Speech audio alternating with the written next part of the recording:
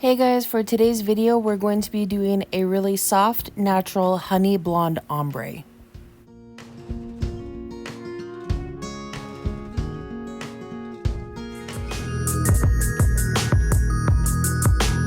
If you guys would like to, you can follow me on Instagram at Christy@thecottage.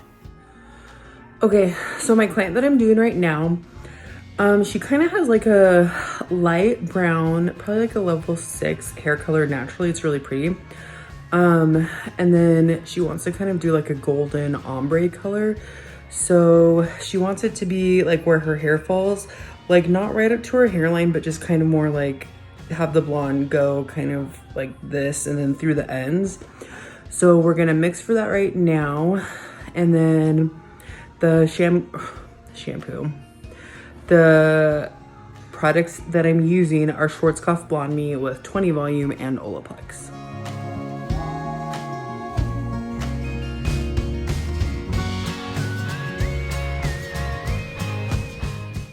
So here's her hair when she came in. You can see that she kind of has a little bit of a soft lightening towards the ends, and she did color her hair a few months ago, so there is a slight banding and also a chance that we might have some brassiness that's going to be hard to lift through. But luckily we're doing a little bit more of golden tones, so hopefully whatever warmth that we can't break through will just help blend with the color that we want to achieve.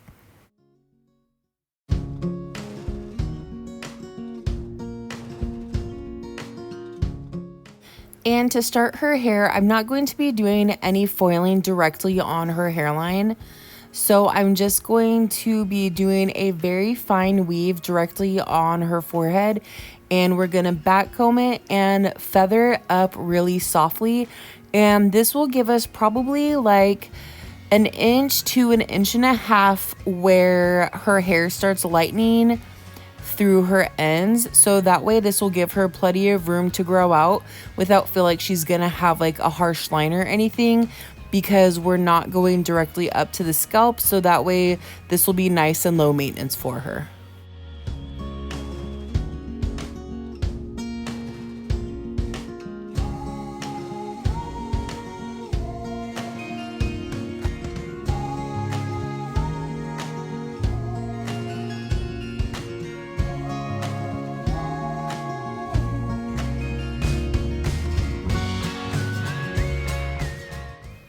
So I just did 2 zigzagged weaves right on her hairline. Nothing too strong that's going to be too bright or anything. We still want to be pretty natural. And then directly where she parts her hair, I'm going to kind of zigzag right on her part. That way it will ensure that wherever her hair falls, it will have a nice even brightness. I don't want to foil straight down the center of her hairline, and then if her hair falls a little bit over to one side or the other, then all the brightness might fall onto one side of the head. So I always think it's a good idea to do a zigzag down the part, and that way wherever the hair falls, they'll have an even amount of brightness.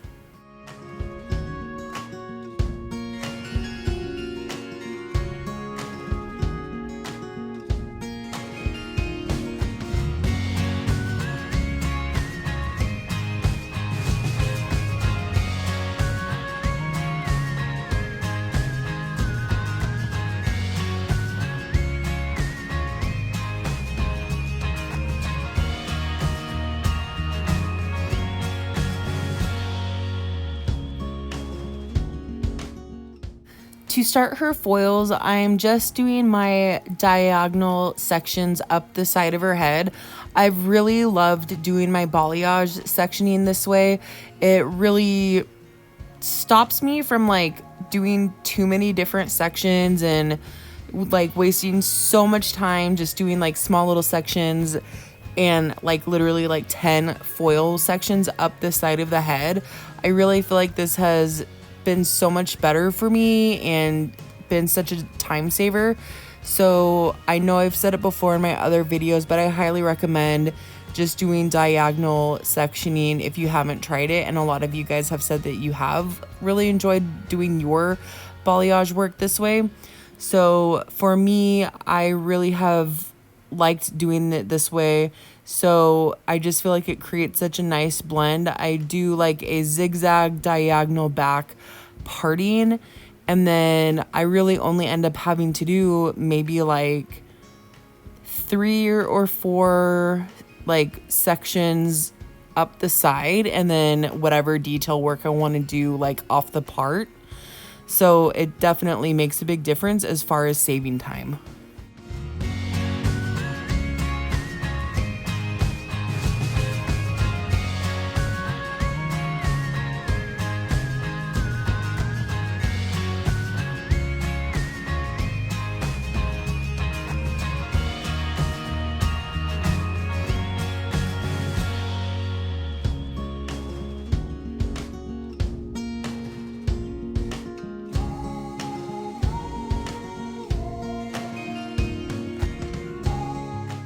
Right now, as I'm working up either side of her head, I'm doing these foils relatively close to her scalp, probably like 1.5 to 2 inches off of her scalp. That way we keep the brightness pretty close to the inner area of her hair.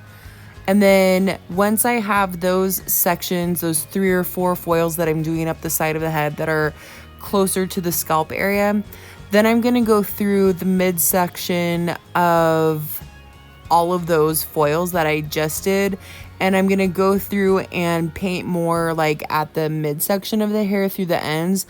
That way it will help create a nice even blend from like a darker root to a little bit more of a softer blend just beyond the roots, and then even more so blending down to brighter ends.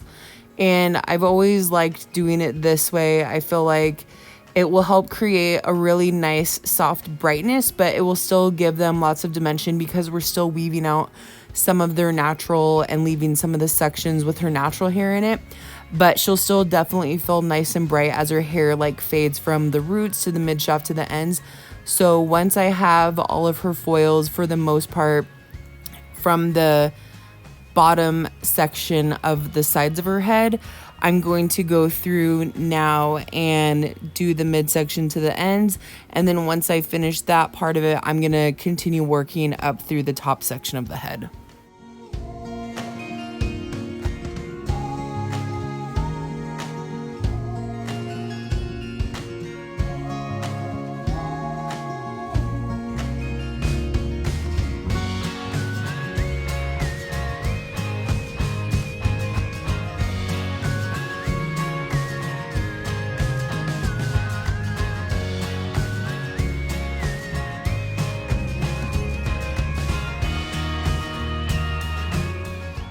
Now that I've finished the sides of the head and we're kind of towards the top section, I'm going to try and figure out how I want the brightness to fall.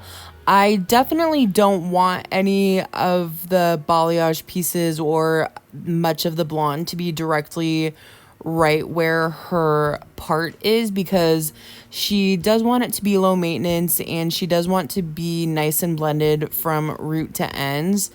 But she doesn't necessarily want to see a lot of blonde highlights directly on the top part of her hair. So I figured that the best way to go about this is to go like right where her part is, and right like kind of right now at the temples before I get to her part. I want to make sure that I'm connecting from where her bangs are and on this corner section of her forehead and doing a heavy blonding piece here, because this again is going to preserve the brightness that she's wanting, but it's going to fall more underneath of her hair. So she is going to have that brightness, but since it's underneath, it's not going to be too in your face, too much of a pop of blonde. Her natural hair is going to fall on top of it, so that way it will kind of tone it down. But when she has movement in her hair and when she curls her hair or styles it, it's going to show from underneath, and then she's going to really like how that brightness falls.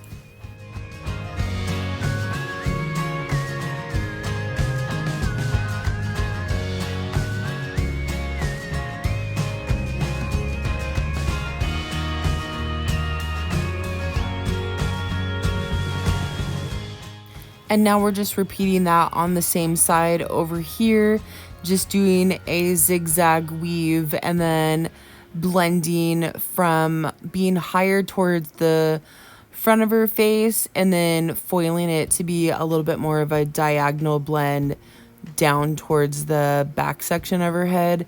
And that will kind of create it to be brighter towards the face. And then as we get to the back part of the head, it will kind of be a little bit darker towards the crown. So I feel like that's kind of a tip, is if you, I mean, maybe it's new to me because like I just realized that it worked out for me. So, but maybe you guys have done it this whole time, is if you're doing a balayage and you want to make sure that it kind of is going to be brighter around the face, pull the section towards the face, and you can hold it straight to you, but just pull it more towards the front of the face, and that will create enough drag to where you can do it higher at the front, but then it will fall a little bit lower in the back.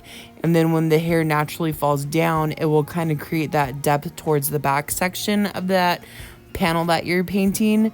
And I don't know, I just realized that that's probably like not brand new information to anybody else, but I really felt like it was a saver for me because I felt like I didn't have to try too hard on trying to make sure that I was painting diagonally down. I felt like I could paint straight across, but because it was having like a little bit of a drag towards the front of the face, it just naturally created that soft diagonal for me towards the back section of that hair. I don't know if I'm making sense.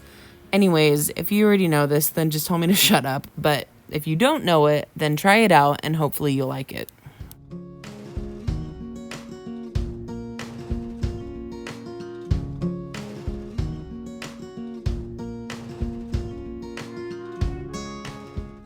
Okay, now we're at the very top part of her hair, and I'm backcombing extremely heavily because I want to make sure that we have such a good blend. I don't want her to feel like she has a heavy blonding like right on the top of her hair. I want to make sure that there's no lines. I want to make sure that it feathers really nicely. So I'm backcombing like almost 3 times the amount as what I normally do, just to be safe and cautious that when her hair lays down, she doesn't feel like it's this huge amount of blonde. And I'm not taking it up very high because, again, she wants it to have more of a natural rooty look and then softly blending towards more of a blonde through the ends. So I'm doing it like probably a couple inches away from her scalp, and then I'm diagonaling the hair again down towards the crown area, but I'm doing some high points and low points just to be safe that it blends really nicely. So once we finish this on the other side, then we will move towards the back section, but I'm honestly just going to be doing a few panels through the back and doing enough of her natural hair will be falling out. That way she still feels like she has a lot of dimension, but we are doing it a little bit heavier and fuller in the front. That way she feels more blonde in that area, but still a little bit of her natural, just for some dimension and for a better blend. So we're going to finish this and then work in the back.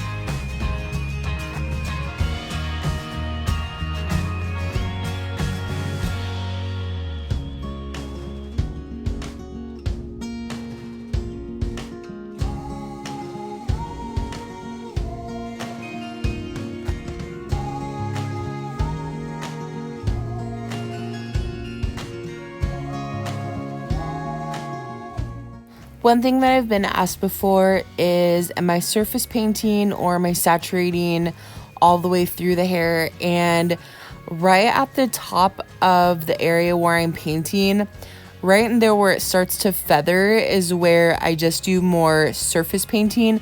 But then you can see right here where the mid shaft is through the ends. I usually do full saturation of bleach, just because one thing with balayage generally is that it creates a lot of warmth, and my clients don't necessarily want a lot of warmth or brassiness. And so I've found that's why I always do foil work, is because it will insulate the hair and it creates enough heat that we usually have minimal brassiness or minimal warmth, just because I always do full saturation and because I use foils. So if you feel personally like you're having a hard time with your balayage and getting too much warmth or too much brassiness in your colors or your blondes or whatever surfaces that you have, then maybe try insulating your balayage and see if that works, whether it's open air balayage, but then maybe you lay some plastic over the top of it, or if you use foils, try other options out and see if that improves the color, just because it's always going to have a little bit of warmth to it. But if you feel like it's an excessive amount of brassiness, then just try to insulate a little bit and shoot it with some heat if you're able to, not under the dryer, but just with like the blow dryer for a few minutes, and see if that helps boost the blonde up a little bit. Or if you feel like it's kind of stopped processing and stuck at a brassy stage, then remix some 30 volume. Just go through and paint it really fast, and that should help burst it through that brassiness and get to a brighter blonde.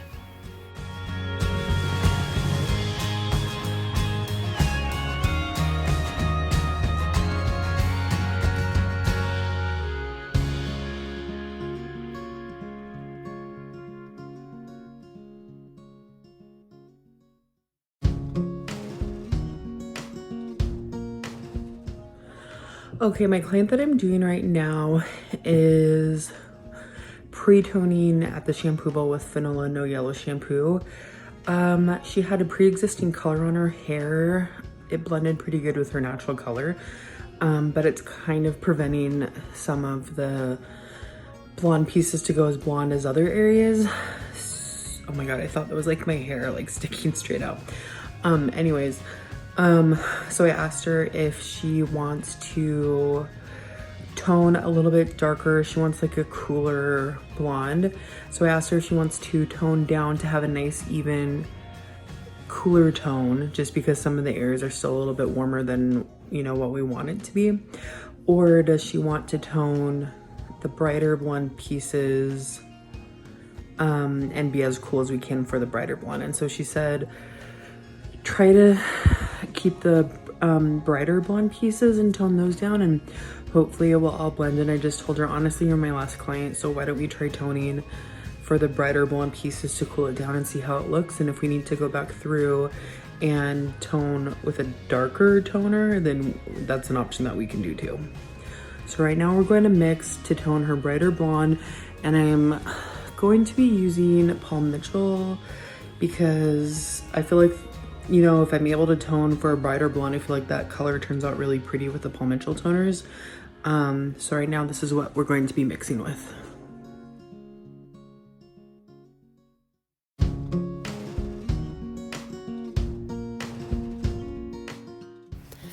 Okay, so we're using some cooler tones, but the goal is to not necessarily be super cool. She just wants to be brighter, but not brassy. So we're going to be using the majority of the level 10s and then just a little bit of the level 9. That way it kind of helps tone down any of those darker, warmer pieces that we have. So that's why I'm mixing the way that I'm mixing.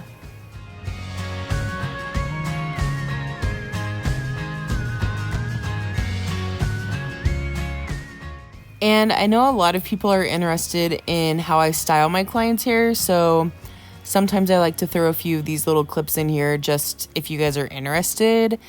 So this is how I style my clients' hair, just using my flat iron, and I curl all the way away from their hair towards the back center. And then once we're done, I will use my fingers and my comb and comb it out so that it all blends nicely together.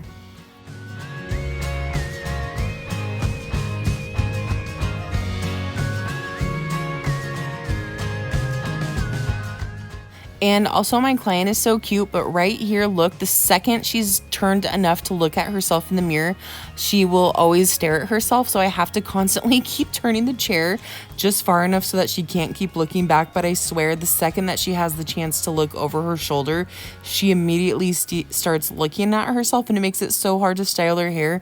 But I mean, hey, she's a cute girl, but it would just kind of made the service a little bit more difficult. But I enjoyed having her in my chair. She was super cute and friendly and everything, and loved her hair. So, you know, it's always fun to have cute clients in your chair.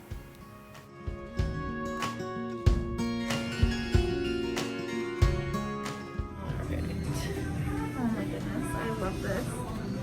I love this so much. Thank you so much. Yeah. She's perfect. You can look at it with your mask off if you want. See if Oh my gosh, yes.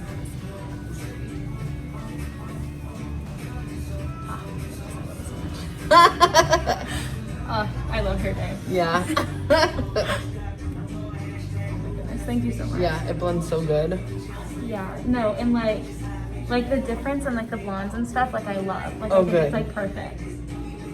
And like especially like this front piece, like Yeah. I could like literally like nitpick this for hours, but like not for like bad things. But for, like only good things. I love it. Oh, good. Here's her before again, just kind of drab. And then as you saw, her after just blends really nicely into her roots. She definitely has her darker roots, and it just blends really softly. And this will be perfect because she'll be able to go to school or work or whatever if we shut down again because of stupid coronavirus. She won't have to worry about having to get into the salon if it's going to be a while. So thank you guys so much for watching. Don't forget to like and subscribe.